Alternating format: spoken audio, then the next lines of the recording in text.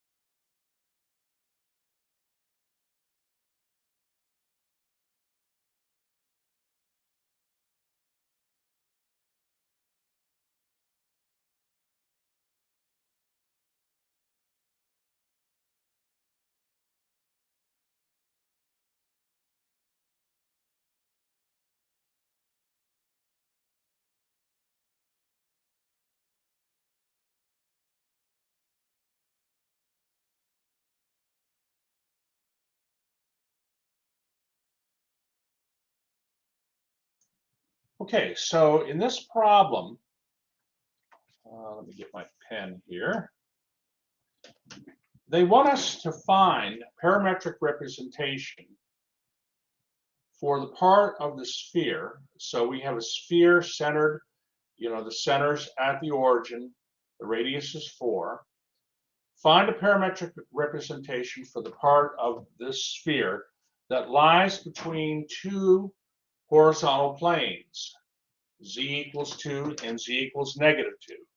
So z equals 2 is a horizontal plane 2 units above the xy plane, and z equals -2 is a horizontal plane that's 2 units below the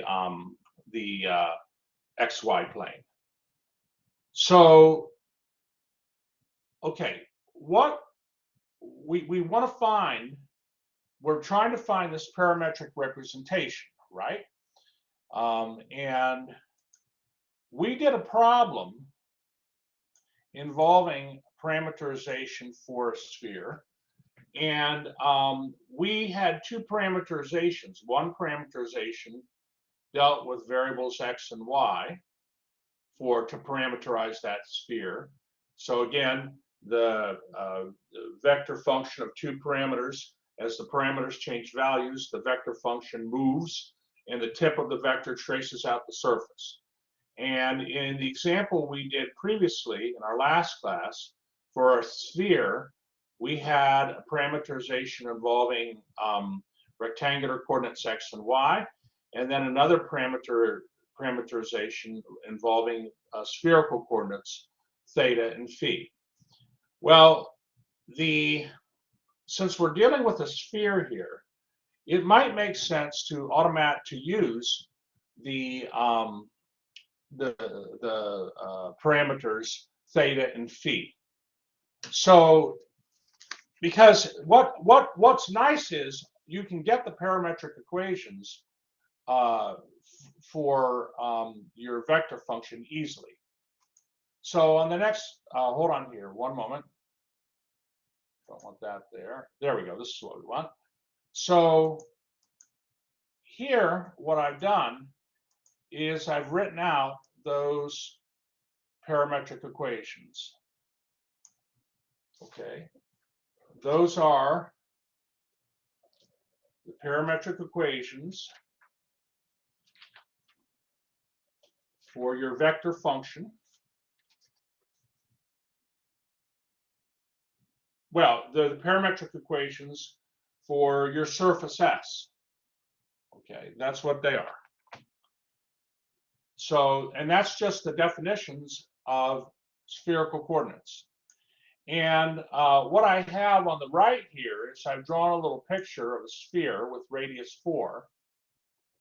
And it's being intersected by these two planes, z equals 2 and z equals -2, and the shaded area is the part of the shaded portion of the surface is the portion of the surface that we want of the sphere. We don't want the entire sphere.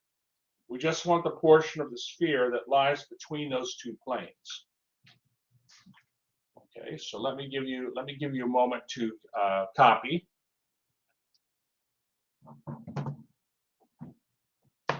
How many recall this problem in your homework? I believe it was in. Anyway, how many had a little difficulty with it?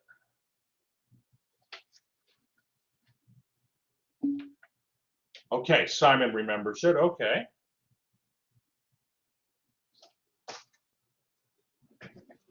So to parameterize this shaded surface, we need two things. We need to know, I mean, we have our parametric equations, but then also we need to know what are the restrictions on theta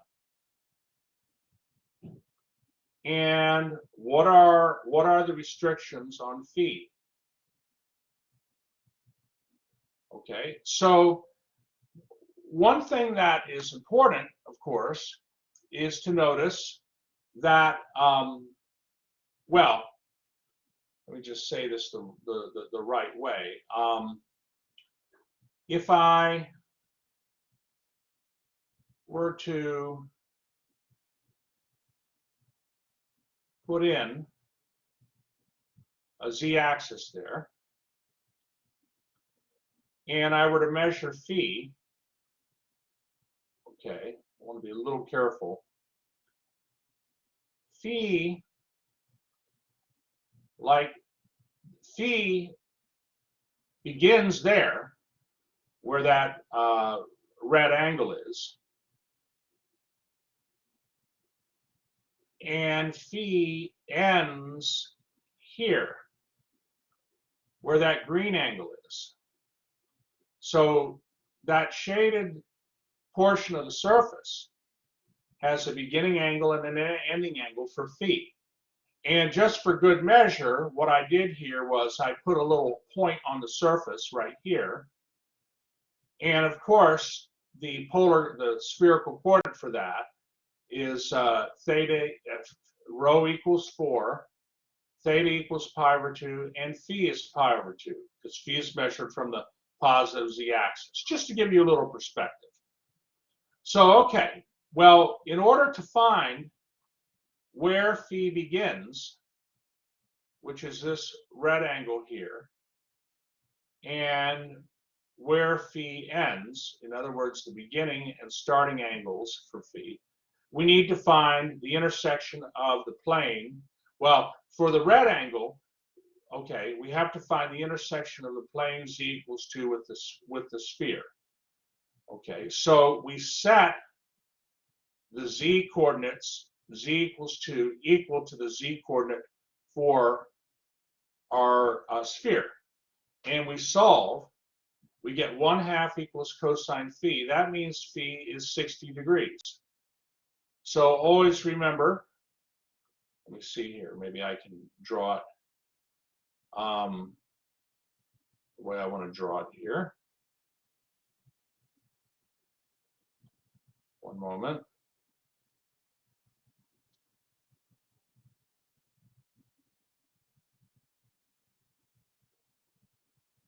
Okay, so,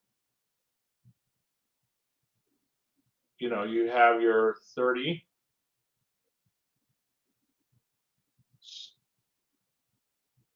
60, 90-degree triangle, and you know what the opposite sides are. One moment. Try to make everything look good here.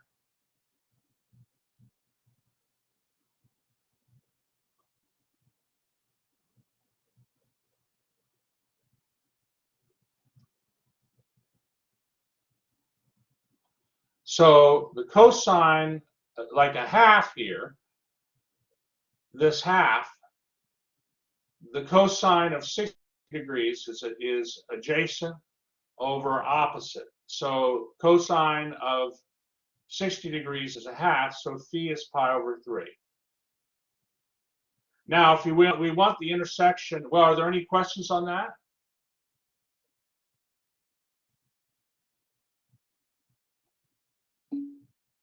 Okay, yay was good, wonderful. Now, if we want the intersection of the plane z equals -2 with the sphere, okay, now we want to find that green angle on the picture. We just set -2 equal to the the parametric equation for z. Okay, that's here. And we get cosine of phi equals -1/2. Okay, cosine of phi equals -1/2. So, you know, it's always interesting that we have to bring up our trigonometric skills. Okay, but let's see here. So, one moment. So like this point here, if this, hold on. One moment. No, one moment.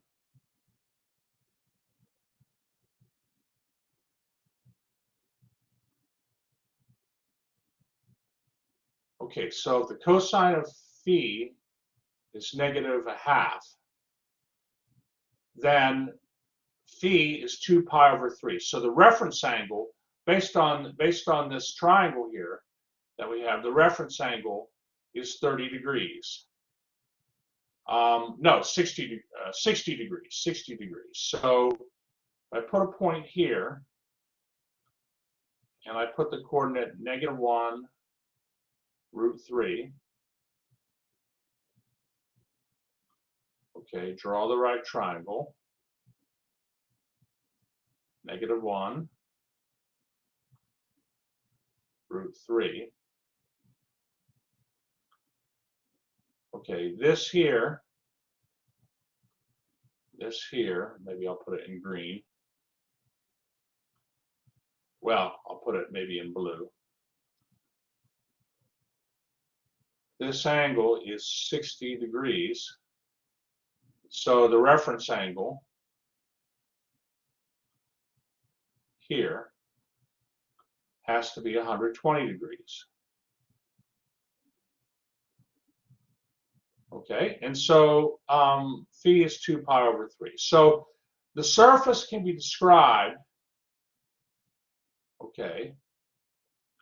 So how do we describe the surface? How do we describe the surface? Well,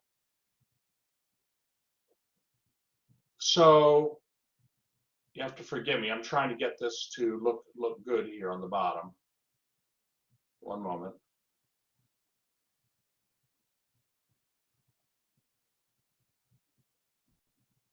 One moment.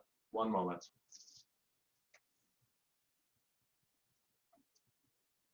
Yeah. Okay, hold on.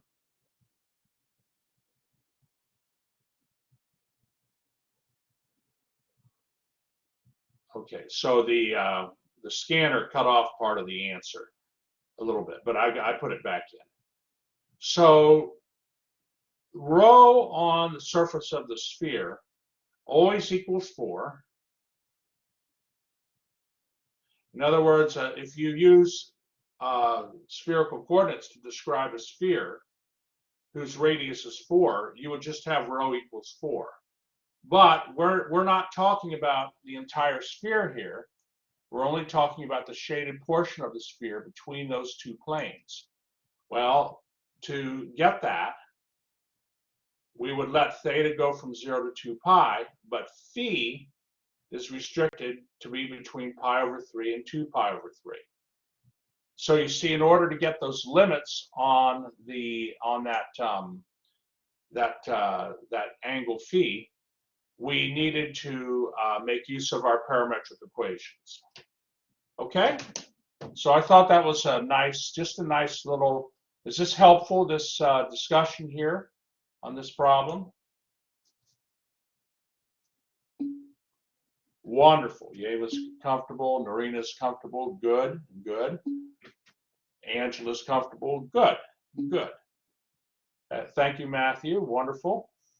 All right. Are there any questions? Okay, Yeva. Excellent. Excellent. Yes, I hear exactly what you're saying.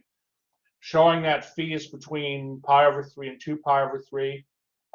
Yep, I would consider that to be the hardest part of the problem. Are there any questions before I end the recording on this particular warm-up?